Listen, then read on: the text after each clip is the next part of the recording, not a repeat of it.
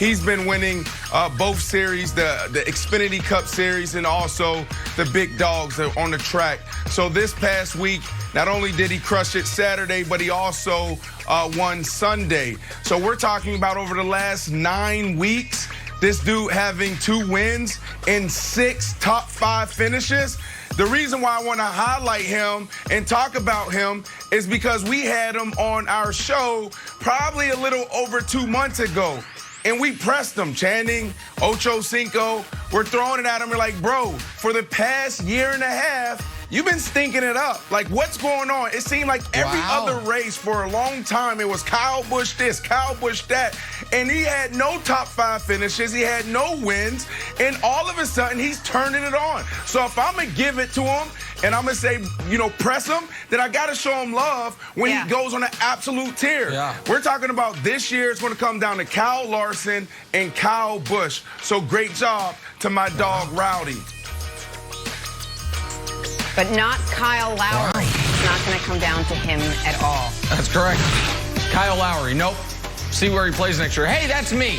So a couple months ago, I went and played poker against Phil Hellmuth, Daniel Negreanu, and some people. That'll air in a couple months. I'm not allowed to tell you how I did. Couple months. But what I can tell you is that before that even airs, this new thing is going to happen. So maybe I did well, maybe I did poorly. I did well. Phil Hellmuth and I are going to play each other heads up for $50,000 each. You can see it almost exactly 1 month from today. Jenna Wolfe kindly agreed to provide half the buy-in for me. So I'm in for half. Jenna's in for half. Thank you, Jenna. Cashier's check will work. You can send it to the Aria, $25,000. Did that? But Brandon, who has a cashier? Brandon and I have been talking off the air about this. I know you have takes. Wilds, you have takes. Go ahead. Everyone else have takes. It's coming. Poker Go. Me and Phil Hellmuth, $50K each, July 28th. What up, Brandon? My only take on this is this has been the longest tease in the history of television. You talked about this 2 months ago. I've been waiting to see this. I'm a big poker after dark fan.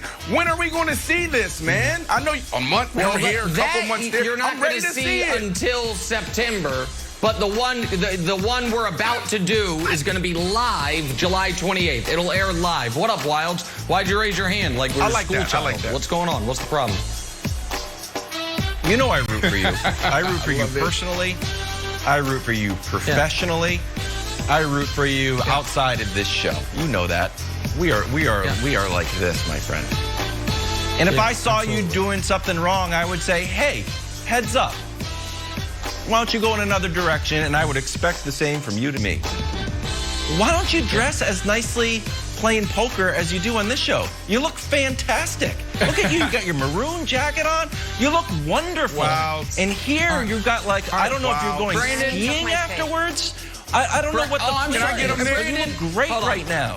Can the top of the half of the screen, both of whom are married to professional stylists, explain what I'm wearing there? Brandon, would you call that luxury athleisure?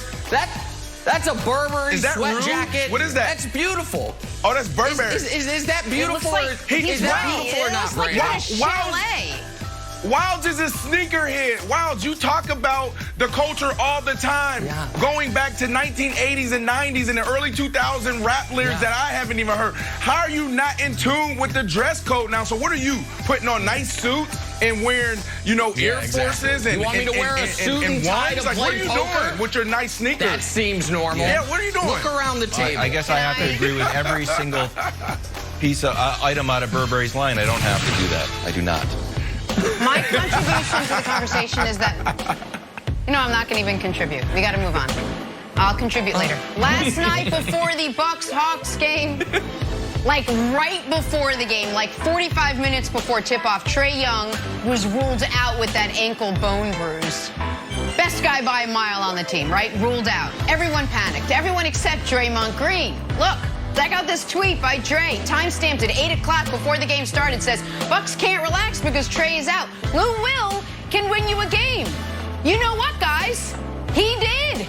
But think about what that conversation must have been like before the game. Coach comes down the bench, like dramatic, Remember the Titans music is playing. The crowd's going crazy. Coach's eyes scan down the bench. They land right on Lou Will. Back background gets blurry. Coach takes off the whole screen.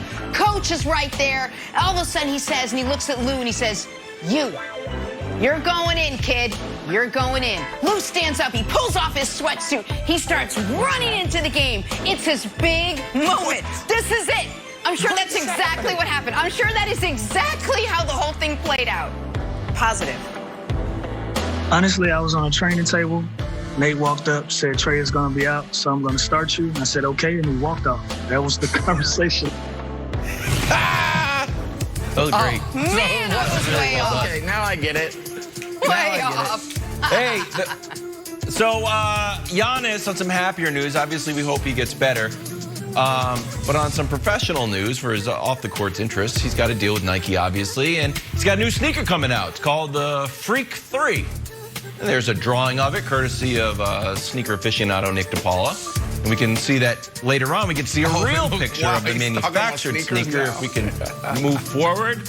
I can't read that, of course, but it basically says, hey, maybe Giannis will debut this tonight. Oh, there it is. Now I can read it. Could we see Giannis debut them on court tonight in Game 4? Like, oh, that would make sense. If you've got a new sneaker coming out, maybe you debut it. Well, I have good news. It was debuted last night, but by who, you might ask? By a sneaker king, PJ Tucker. PJ Tucker is the first person to debut Giannis's sneaker. Now, I don't know if Giannis like, hey, where'd you get those? Those are literally my sneakers. And PJ Tucker always has the same response, like, you never know. This is a new level for my pen will fly. This is a new level for PJ Tucker. Bravo, you are the undisputed sneaker king, my friend. Go ahead, Brandon. Time out. That's great. Time out. I had no clue you were going to be talking about this, and now you bring up sneakers. You are the sneaker king, my friend. And you called him a sneakerhead. You're like the PJ Tucker of this segment. Right. Jump my tape. All right, we got to play a little drawing a blank. Although my preference would be to talk sneakers. Paul George had one of the biggest games of his career back in Game 5, but his comments after the game about being criticized, remember, more than other NBA stars, well, that rubbed Charles Barkley the wrong way. Take a listen. Every great player is criticized. Yes. I don't hear that bull Crap. Every great player. I have gotten criticized because I didn't win a championship. Michael Jordan, before he won the championship, he can't win. Shaq, Kobe, everybody's gotten criticized. This false narrative, I'm hearing these jackasses on television talking about somebody gets scrutinized more than other people. Give me a freaking break. I love that, man. I was going to say it. Hey, Brandon, Barkley's criticism of Paul George is blank. Kinda right. Look, we had this conversation yesterday on our show. It was a good conversation. Here's the deal.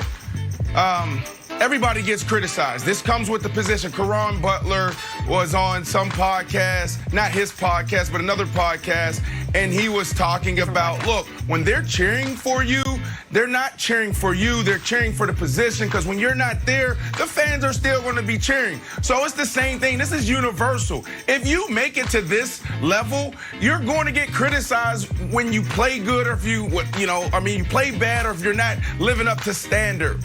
But on the other end of this, things have changed. And this is why I said kinda, is because the social media era, it's going from, hey, we're going to criticize to now it's picking on and making fun.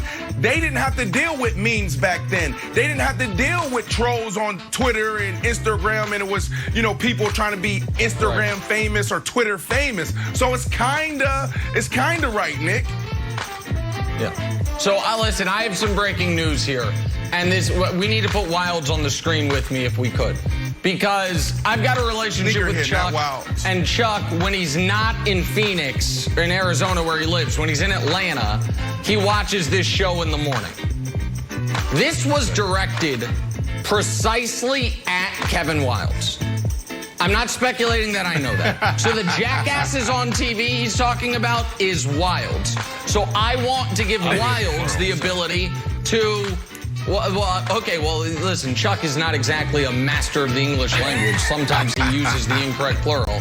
I want to give Wilds the opportunity to respond to Charles Barkley, since Barkley called him out on national television last night. Ooh. Okay, here's the thing.